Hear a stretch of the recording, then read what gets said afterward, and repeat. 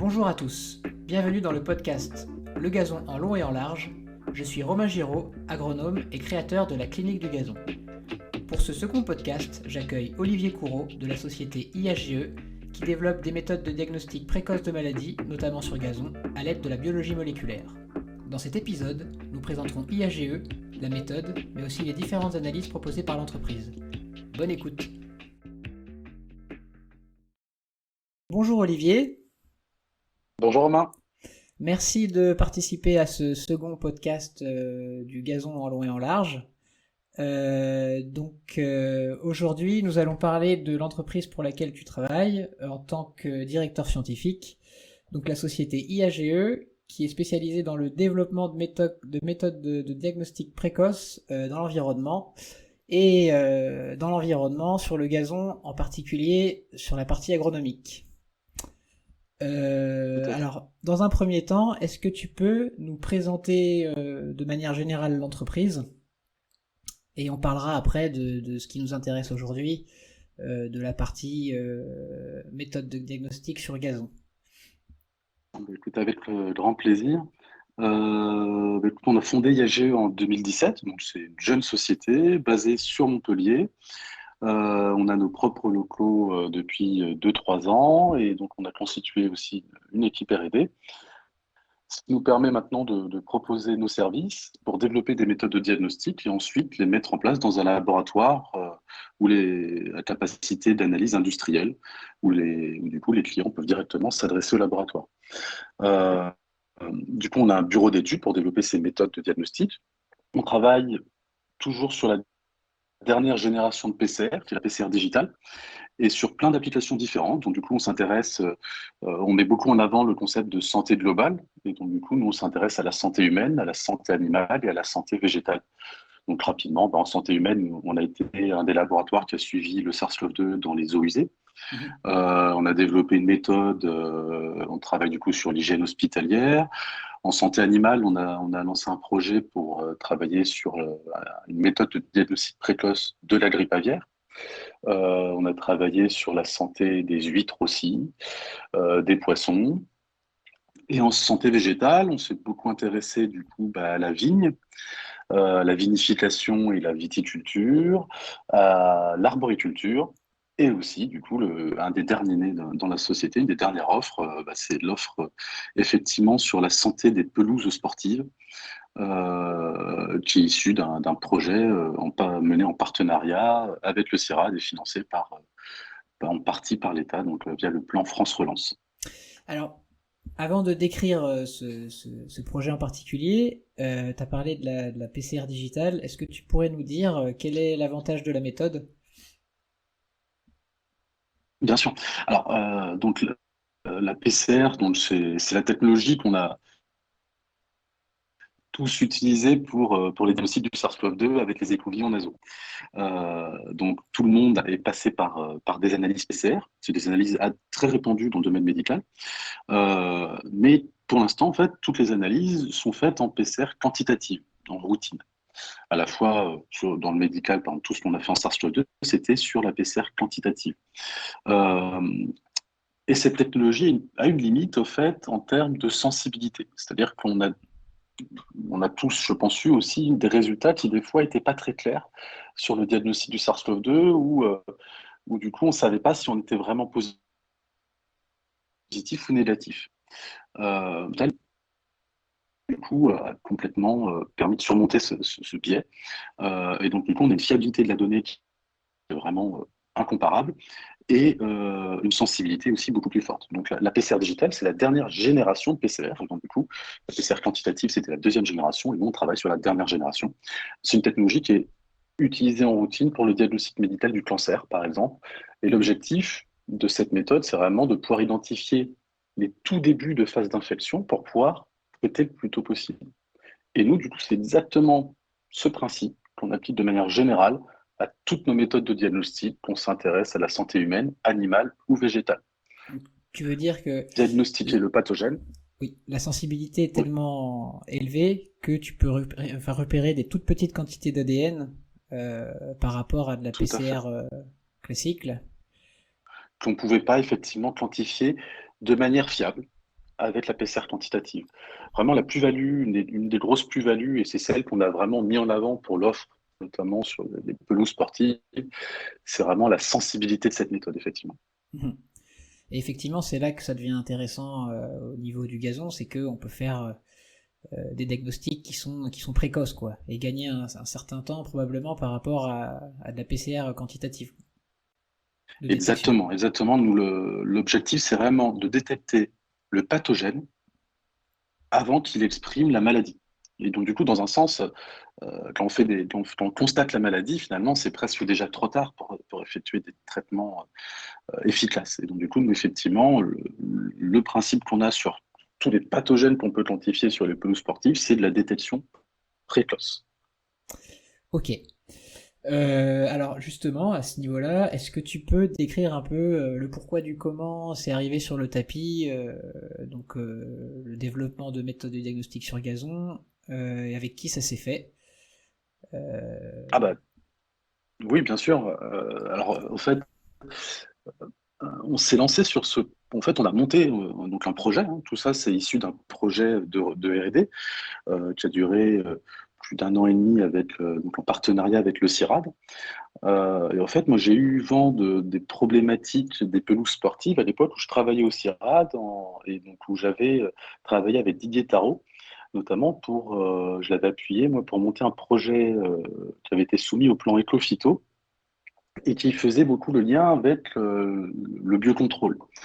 L'idée, c'était de développer des nouvelles méthodes de traitement, en fait, pour les maladies des pelouses sportives. Et je rappelle que Ça allait- Didier Tarot, c'est un des spécialistes de la périculariose en France, qui travaille au CIRAD. Tout Donc, à fait, tout à fait. Et c'est via Didier, du coup, donc via la périculariose, qu'on s'est intéressé finalement aux pelouses sportives. C'est à l'époque, d'ailleurs, je crois que c'est sur ce projet aussi que je t'avais rencontré, Romain. tout à fait. Euh, et donc, à l'époque, on parlait de développement de méthodes de traitement. Donc ça avait été un des projets déposés par le CIRAD à l'époque. Et quand j'ai quitté le CIRAD et qu'on a fondé IAGE, nous, on a voulu compléter finalement, on a proposé du coup à Didier et au CIRAD de développer cette fois des méthodes de diagnostic pour justement positionner au mieux les méthodes de traitement qu'ils envisageaient de développer. Et on s'est dit qu'on allait commencer finalement le projet par un pathogène émergent, donc la périculariose est un pathogène émergent en France, qui touche les céréales de manière générale, hein, et donc du coup, le risque, ce serait aussi qu'il attaque les céréales à consommation humaine, c'est-à-dire le riz et le blé. Mais le marché initial actuel, on va dire les cultures les plus touchées sont effectivement les pelouses sportives, qui sont des graminées aussi, qu'on mange pas, mais qu'on utilise, en tout cas qu'on valorise fortement pour nos matchs. Et donc du coup, c'est comme ça qu'on a commencé le projet, c'est-à-dire on s'est d'abord intéressé à la périculariose, comment développer une méthode de diagnostic précoce de la périculariose, avec plein d'essais menés en collaboration du coup avec le CIRAD. Et ensuite, on a ouvert les cibles du diagnostic à plus d'une dizaine de cibles maintenant pour pouvoir en fait quantifier les pathogènes principaux des pelouses sportives. D'accord, alors moi je rappelle pour ceux qui nous écoutent que la périculariose, c'est effectivement une maladie émergente qui était connue aux États-Unis, qui a fait des gros ravages là-bas, principalement sur golf, qui n'en a pas fait en Europe encore, à ma connaissance, sur golf, ou très peu, mais qui a vraiment fait parler d'elle à partir de l'Euro, où ça a vraiment ravagé des pelouses depuis 2016-2017.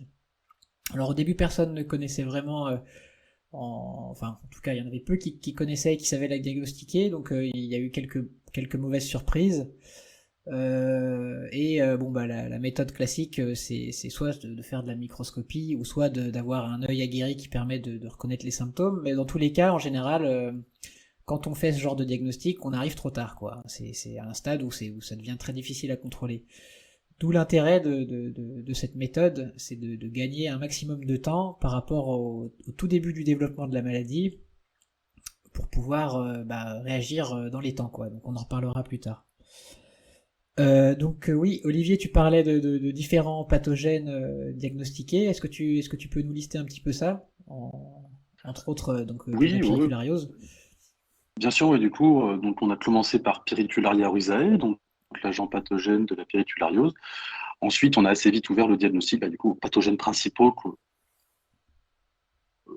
que nos partenaires avaient pu nous faire remonter aussi du terrain. Donc on vise l'Leptospirulina blight, le Dollarot, le Southern blight, le brown patch avec les Octomia solani. Mhm. On vise le complexe de l'helminthosporiose avec le Turdularia, Treschlera et Bipolaris, Mhm. qu'on peut séparer pour savoir exactement qui c'est. La fusariose froide avec Metroclotium nivalis. Et enfin, le dernier développement qu'on met sur le marché, c'est le Pythium, où nous, là, pour le coup, on s'est intéressé donc, aux 9 espèces pathogènes et répertoriées dans la littérature scientifique comme attaquant de gazon.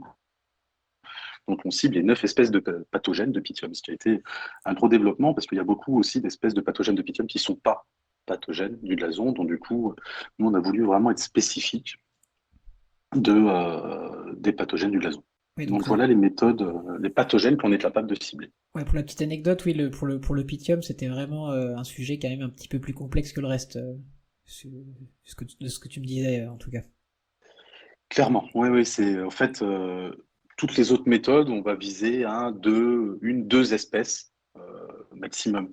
Et là, effectivement, sur Pythium, on est obligé de cibler 9 espèces, donc, ce qui fait que c'est un diagnostic un peu à part dans notre offre, effectivement un peu plus cher que les autres, euh, parce que du coup plus compliqué à faire pour que ça soit pertinent. C'est-à-dire que nous, notre objectif, c'est vraiment de cibler ce qui était pathogène, pour pas lancer des fausses alertes aussi. Notre objectif, il est d'être précoce, de pouvoir alerter les gérants de pelouse sur la présence de pathogènes avant qu'il y ait les maladies, mais du coup, on ne veut pas lancer des fausses alertes aussi.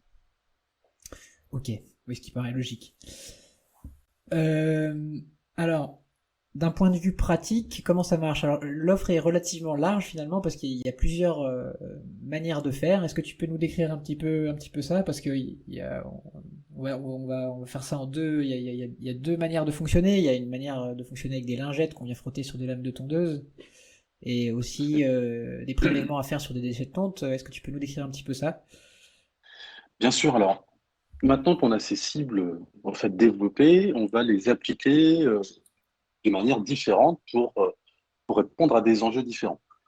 Alors, la première chose qu'on peut faire, c'est déjà faire un diagnostic initial, ce qu'on appelle un terme, un diagnostic initial au fait des pelouses.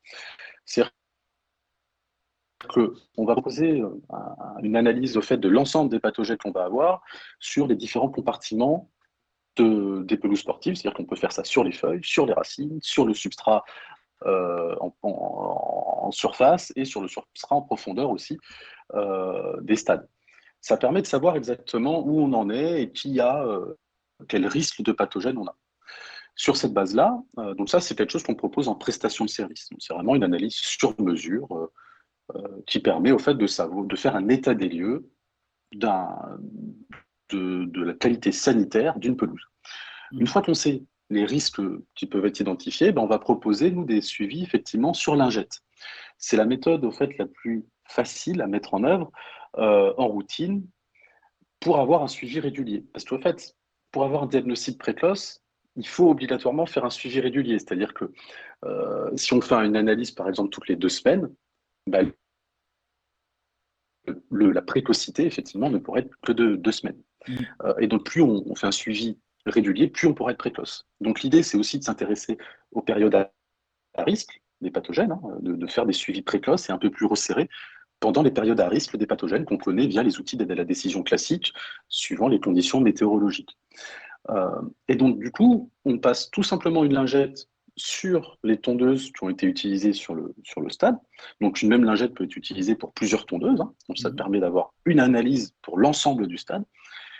Et nous, on va cibler, du coup, encore une fois, sur la base du diagnostic initial, ou si on n'a pas fait le diagnostic initial, on peut faire l'ensemble des pathogènes. Et là-dessus, nous, on va pouvoir dire absence, présence, et lancer une alerte sur l'apparition d'un pathogène au niveau des parties aériennes. C'est-à-dire que quand on est sur les parties aériennes, donc la lame de tondeuse en contact direct avec tout le gazon, donc toutes les parties aériennes de la pelouse, et donc là, ça veut dire que potentiellement, il y a un début d'infection en cours. Mhm. Une fois qu'on a lancé cette alerte-là, on va préconisé, nous, un passage sur déchets de tonte. Et là, donc, s'intéresser à la zone contaminée. Et là, on passe sur déchets de tonte pour pouvoir quantifier, au fait. Et vraiment pouvoir dire, accompagner, au fait, les gens de pelouse sur l'efficacité des produits ou des méthodes de gestion des maladies. C'est-à-dire dire comment évolue la population du pathogène. Est-ce qu'elle est stable? Est-ce qu'elle continue à monter? Donc, du coup, on se rapproche du risque de maladie. Ou est-ce qu'au contraire, finalement, le traitement est efficace et la population a été stabilisée, voire elle a diminué. Donc ça permet la quantification, en fait. Le Ouais. passage sur déchets de tonte, la deuxième plus-value, là, c'est la quantification. Donc oui, la lingette, c'est pour dire oui ou non il y a présence du pathogène, alors que pour les déchets de tonte, c'est une quantification et il y a un suivi de l'évolution de la population, de la dynamique du pathogène sur la pelouse, quoi. Tout à fait, tout à fait. Une fois qu'on fait là, l'idée, c'est vraiment d'évaluer l'efficacité des méthodes de gestion des pathogènes, qu'elles soient indirectes ou directes. Mhm. Donc de l'ingette pour lancer l'alerte et déchets de tonte pour vraiment évaluer l'efficacité des traitements. Ok. Et alors tu parlais de la fréquence d'analyse. Qu'est-ce que vous recommandez chez IAGE, une fois par semaine, deux fois par semaine? Alors effectivement, on va vraiment, là, ça va vraiment être on va dire un peu du sur-mesure aussi, c'est-à-dire que c'est en fonction de chaque stade, de l'historique aussi, du risque des maladies. Oui, du pathogène Typiquement, aussi, si on revient évidemment. et du pathogène aussi, et effectivement, et donc tu vois, si on revient à Pyrrhitullaria, effectivement, nous, pendant les périodes à risque, on va préconiser une analyse une fois par semaine, effectivement. On est même allé des fois à 2 fois par semaine dans les stades qui ont des fortes pressions de pyrrhitullaria pour vraiment identifier le tout début de l'émergence. En fait, dans certains stades, on sait qu'elle va arriver finalement presque. Mhm. Euh, donc, vraiment dans les périodes à plus haut risque, là, on va passer à 2 fois par semaine, même pour être le plus précoce possible, en fait. Alors, l'idée, c'est de ne pas faire ça sur tout l'été, hein, c'est vraiment faire ça sur les phases d'émergence des pathogènes. L'idée, c'est vraiment de détecter le tout début de l'émergence. Donc, du coup, on veut aussi bloquer la dissémination au sein des stades. Ce qu'on voit avec Pyrrhitullaria, c'est qu'une fois qu'elle arrive sur un stade, elle va s'installer, des fois, elle peut s'installer de manière durable. Et donc, du coup, les foyers, on sait à peu près où ils ressortent chaque année. Mhm. Et donc là, tu vois, on peut se concentrer sur ces zones-là. Et sur ces zones-là, dans les périodes à plus haut risque, là, on peut passer jusqu'à 2 fois par semaine, effectivement, pour être le plus précoce possible. Plus on en fera, plus on sera précoce. Oui, oui, forcément, parce que plus on éloigne les analyses, et plus il y a de chances que le pathogène se soit développé au milieu, et après on perd, sachant qu'on ce qu'on veut c'est gagner du temps, on perd ce temps-là, quoi. Alors moi, à titre Exactement. professionnel, c'est ce qu'on a fait, hein. On l'a souvent fait deux fois par semaine pendant la période à risque. C'est vrai que ça permet de bien être sûr qu'on perd pas de jour, quoi. Alors après, il y a une histoire aussi c'est intéressant de le dire, il y a une histoire aussi de délai. Alors là, c'est moi qui peux commenter. Rien à dire, c'est très rapide. C'est-à-dire que si on envoie l'analyse le lundi, on peut avoir les résultats le lendemain. Bravo au labo pour ça, hein. Alors il y a des petites boulettes à pas faire, j'imagine, notamment peut-être les envois en fin de semaine parce qu'il y a le week-end. C'est vrai, tout à fait. Effectivement, oui, l'envoi en fin de semaine est un peu à éviter.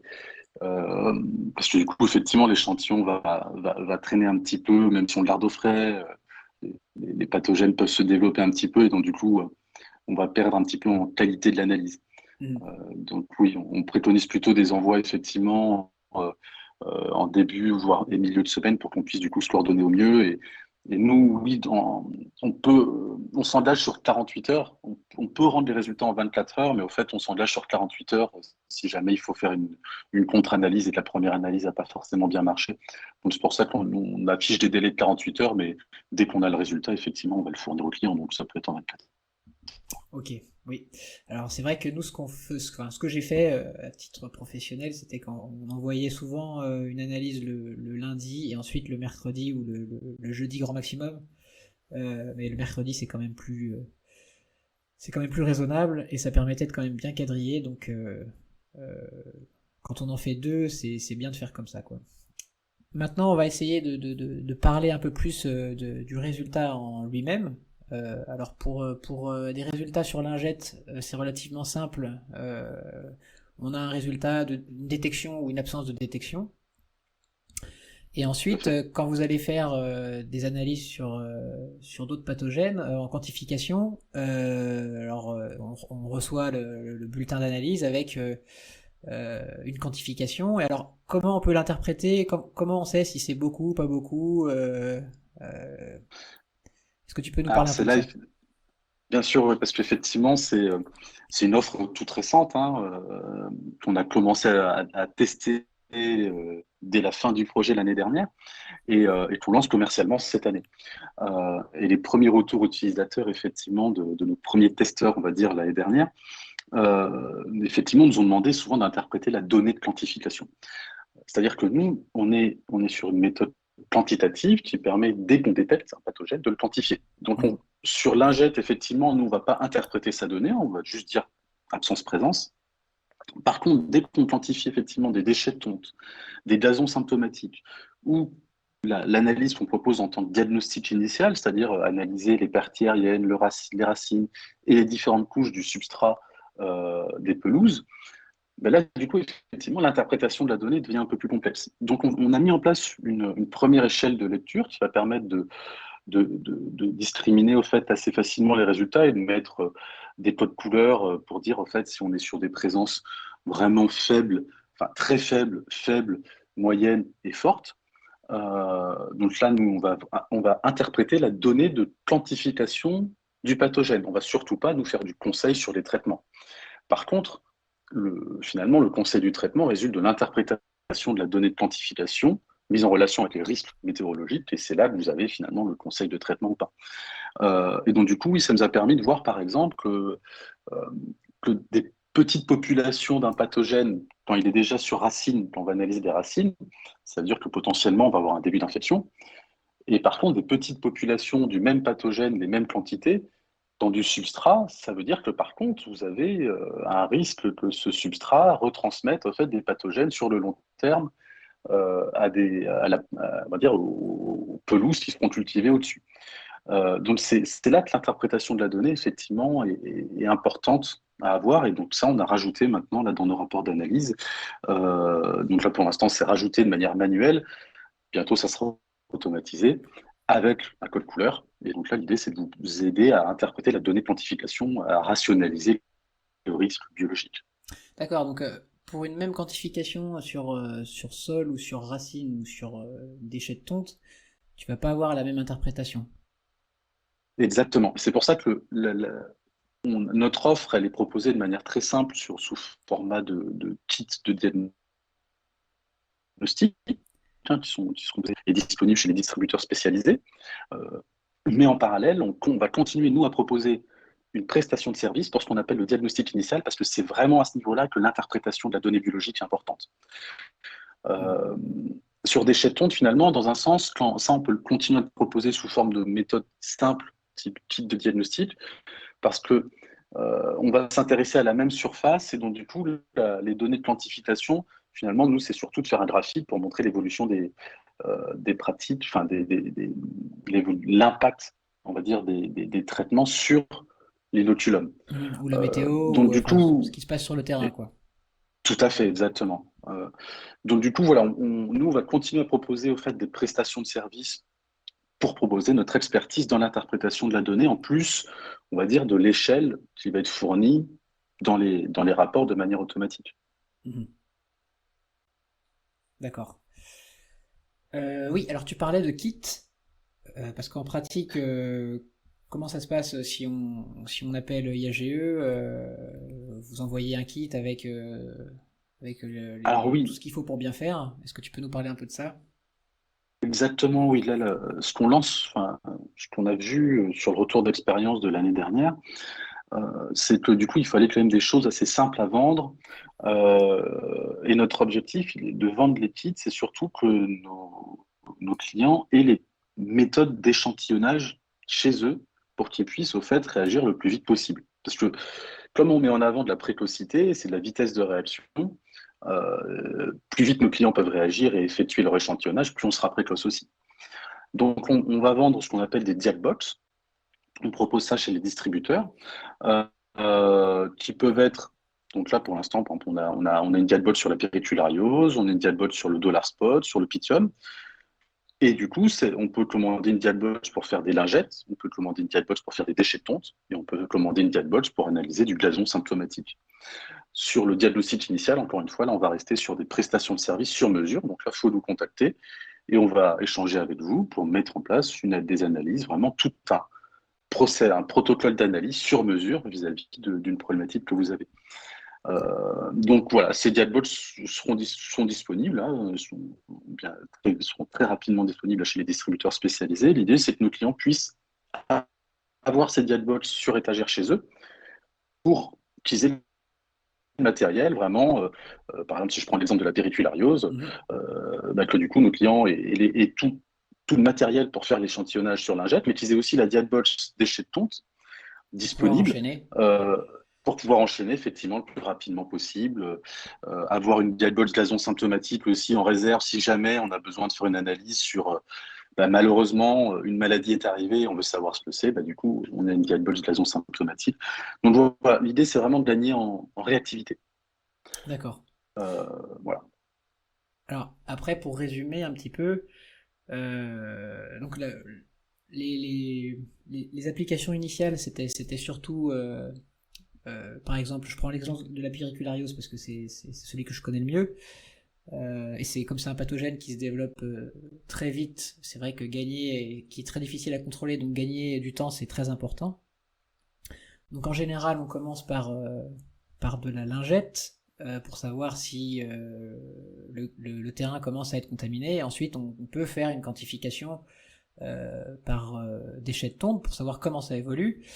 Et après, il y a autre chose que moi, à titre personnel, je trouve intéressant, c'est que il y a un dernier type d'analyse dont on parlait au début, qui est de quantifier ce qui se passe au niveau du sol, des racines, enfin en tout cas partout où on voudrait finalement. Hein,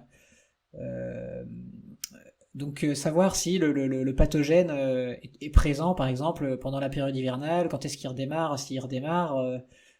Plutôt au printemps, plutôt fin de printemps, pour savoir un peu comment ça fonctionne, quelle est la dynamique du pathogène sur un terrain, quoi. En l'occurrence, j'imagine qu'il y a des terrains où on en retrouve en hiver, il y en a d'autres non. Enfin, ça permet de mieux comprendre comment ça fonctionne et d'anticiper au plus juste, je pense, la manière de réagir, sachant que c'est un pathogène qu'on comprend encore assez mal. Donc moi, je trouve que justement, là, il y a un intérêt de mieux caractériser ce dernier et de mieux anticiper et de trouver peut-être des solutions qui permettent de limiter l'inoculum, je sais pas si on en trouve pendant l'hiver, pour pas avoir à faire des traitements qui soient moins ou peu efficaces pendant la période à risque, quoi. Alors je sais pas ce que t'en penses là-dessus, enfin vous avez développé ça pour ça de toute façon.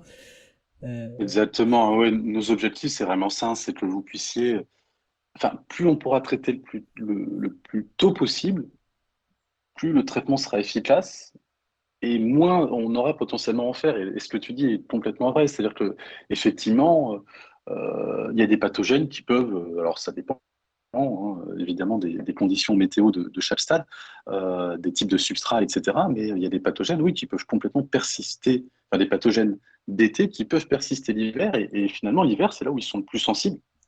Donc si on en détecte, c'est peut-être le bon moment, en fait, effectivement, pour le traiter et potentiellement réduire la pression qui va sortir au printemps.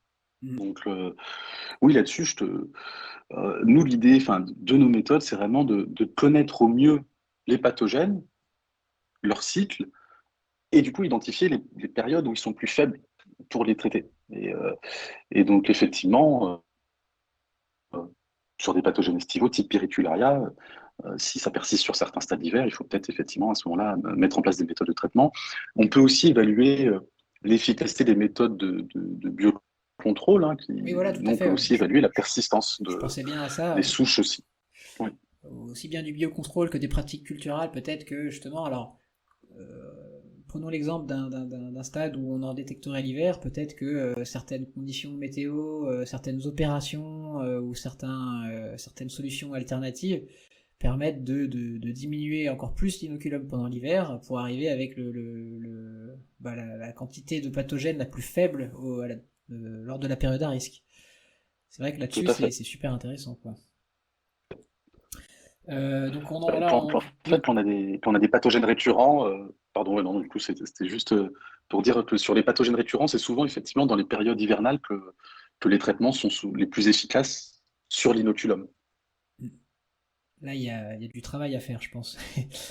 Euh, donc on en vient un petit peu, oui, finalement à la finalité de la chose, en quoi ce type de méthode de diagnostic est un outil d'aide à la décision. Alors, je pense que pour la partie analyse de lingettes ou déchets de tonte, ça paraît assez évident. Le but étant de gagner du temps pour mettre en place des traitements les plus précoces possibles, parce qu'on sait très bien que pour revenir à la périculariose, les traitements un peu curatifs fonctionnent très très mal. Donc c'est vrai que savoir très tôt quand est-ce que le pathogène est présent, ça permet de gagner en efficacité, du moins c'est ce qu'on espère. Donc oui, est-ce que peux nous parler un petit peu d'un point de vue pratique, comment utiliser ça, le nombre de jours qu'on peut espérer gagner là avant de voir des symptômes de visu. Euh, voilà, est-ce que tu peux en développer un petit peu ça? Alors, oui, bien sûr. Encore une fois, l'idée, c'est de connaître exactement le risque sanitaire que vous avez, enfin, qui est présent sur les pelouses pour que vous puissiez appliquer les traitements qu'il faut vraiment cibler de manière ciblée, au fait. Voilà. Le diagnostic, c'est vraiment la base, normalement, avant tout traitement. Connaître la maladie exacte pour appliquer le traitement le plus ciblé possible. Euh, c'est vraiment ce qu'on veut proposer.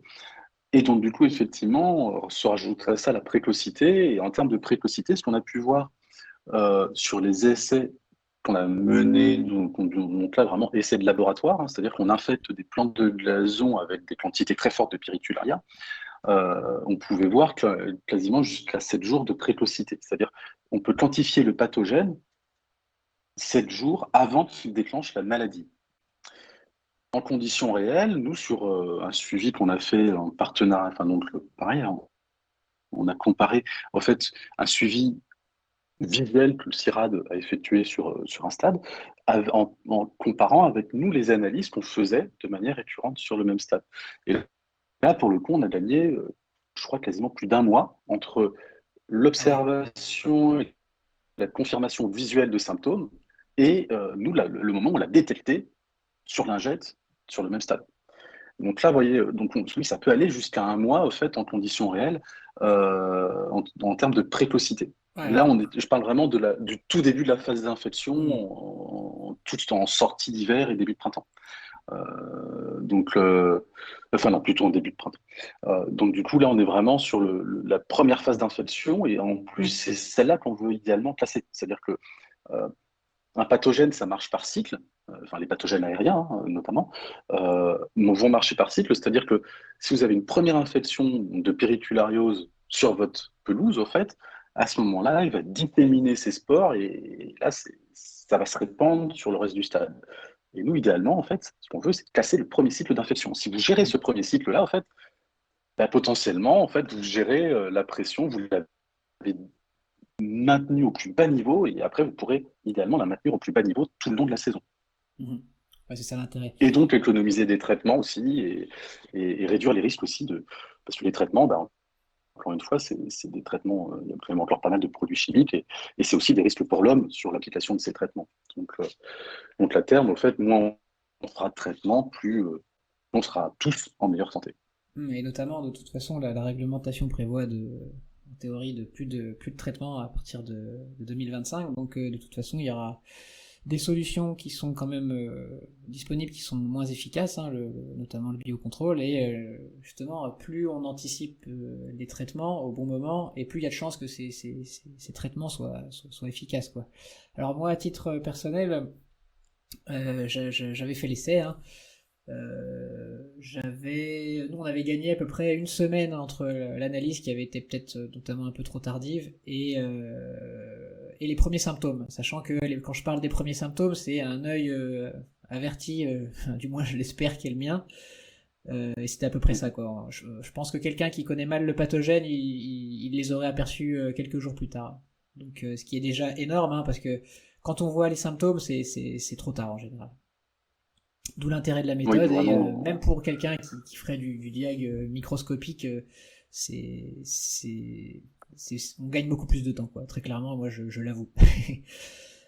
Et alors pour finir, on en a parlé un petit peu au début, mais oui, effectivement, il y a une offre de diagnostic sur gazon symptomatique avec l'ensemble des pathogènes dont on avait discuté. Est-ce que tu peux revenir un petit peu là-dessus, là, pour ceux qui auraient besoin d'avoir une idée de Bien ce qu'ils sûr, ont sur un oui, non, gazon mais symptomatique?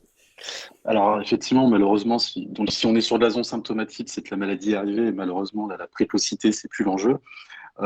C'est plutôt de savoir exactement qui est à l'origine de la maladie qu'on observe, et donc du coup de savoir quel risque on a en termes de dissémination et de propagation au sein du stade. Euh, et donc du coup, effectivement, nous, notre offre, on peut complètement l'appliquer à du gazon symptomatique. C'est une analyse, pareil, un peu plus coûteuse parce que nous, ce qu'on va vous apporter, c'est une donnée de quantification. C'est-à-dire qu'on va quantifier la dizaine de cibles qu'on a, et potentiellement, en fait, plusieurs pathogènes peuvent être présents sur du gazon symptomatique. Et c'est ce qu'on a vu plusieurs fois. Par contre, nous, on va pouvoir vraiment vous différencier le pathogène principal, responsable de la maladie que vous observez, des pathogènes qui sont un peu en dormance, qu'on peut appeler opportunistes, qui sont présents, mais à des quantités beaucoup plus faibles, et qui représentent un autre risque, au fait, en termes de dissémination. C'est qu'eux sont présents, mais ils ne sont pas responsables des symptômes que vous aurez observés. Donc, la quantification nous permet vraiment d'identifier le ou les pathogènes responsables de l'infection que vous avez. Et donc, ça, c'est l'offre, effectivement, de la zone symptomatique. Mhm. Donc après, c'est le même principe, même délai peut-être.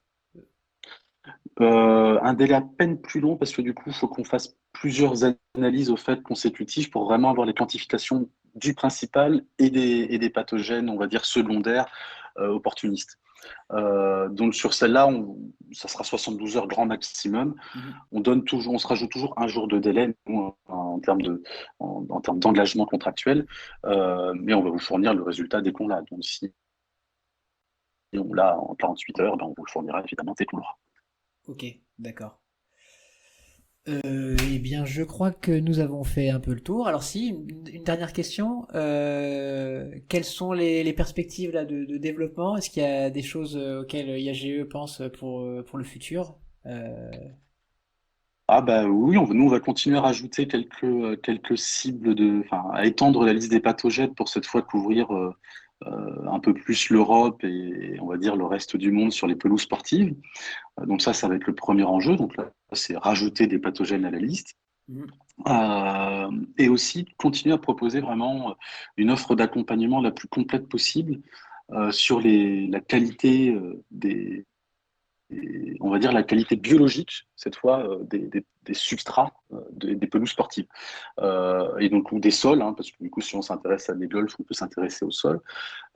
Et donc, du coup, nous, là, l'idée, c'est vraiment de plus retravailler, de cette fois, vraiment regagner aussi un peu en termes de précocité. C'est-à-dire que là, maintenant, on fait du diagnostic précoce des phytopathogènes.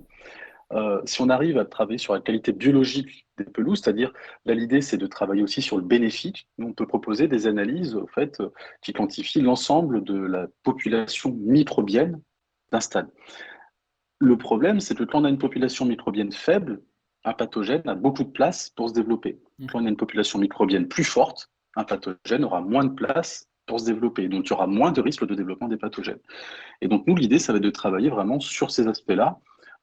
Donc, c'est des accompagnements sur mesure, des prestations qu'on peut déjà proposer, nous, pour quantifier, au fait, la population microbienne totale, estimer le ratio de la population fongique sur la population bactérienne, qui est un équilibre, hein, normalement à avoir. Donc là, on peut identifier des déséquilibres et accompagner les stades qui le veulent, qui inoculent des biostimulants, par exemple, pour voir si ces biostimulants s'installent sur le long terme. Et si du coup, en s'installant sur le long terme, ils ne peuvent pas représenter une barrière à l'entrée des pathogènes. mhm. Donc là, vous voyez, enfin, tu vois, c'est vraiment remonté encore une fois en termes euh, de gestion sanitaire. En fait, là, l'idée, ça sera d'anticiper et de bloquer l'arrivée des pathogènes. Ça, c'est ce qu'on est en train ce qu'on peut déjà proposer en termes de prestations de services R&D. Et donc ça sera vraiment de l'accompagnement sur mesure. C'est pour des stades. Et donc ça, c'est vraiment vu aussi, effectivement, comme tu le disais, hein, de l'arrêt des phytos en 2025. Ok, super intéressant. Et on peut imaginer aussi un suivi de souche de produits de biocontrôle?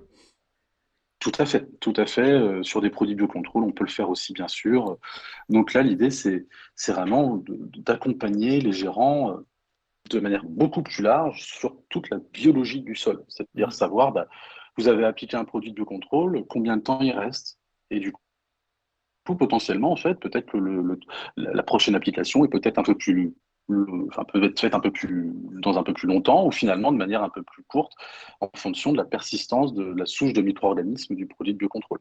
Qui peut changer d'un stade à l'autre, hein, ça dépend du substrat, des conditions météo et tout ça. Donc, nous, l'idée, c'est vraiment de l'accompagnement sur mesure sur chaque site. Parce que ce qu'on voit, c'est que les choses changent vraiment beaucoup entre chaque site, enfin, entre chaque stade, hein. Donc, c'est de l'accompagnement sur mesure voilà, pour plus que les pathogènes, cette fois, s'intéresser aussi un peu aux bénéfiques. Oui, là je confirme, il y a un gros challenge, je pense. Donc c'est super qu'il y ait des intervenants dans ce domaine-là sur le territoire français. Eh bien, écoute, merci Olivier d'être venu sur ce podcast. J'espère qu'on aura l'occasion dans le futur d'en refaire un autre, suivant les avancées que vous avez pu faire avec la société. Ah bah écoute, avec grand plaisir. Merci pour ton invitation.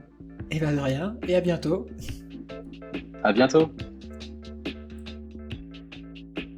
Merci d'avoir écouté Le Gazon en long et en large, le podcast en français dédié à l'entretien des surfaces sportives engazonnées.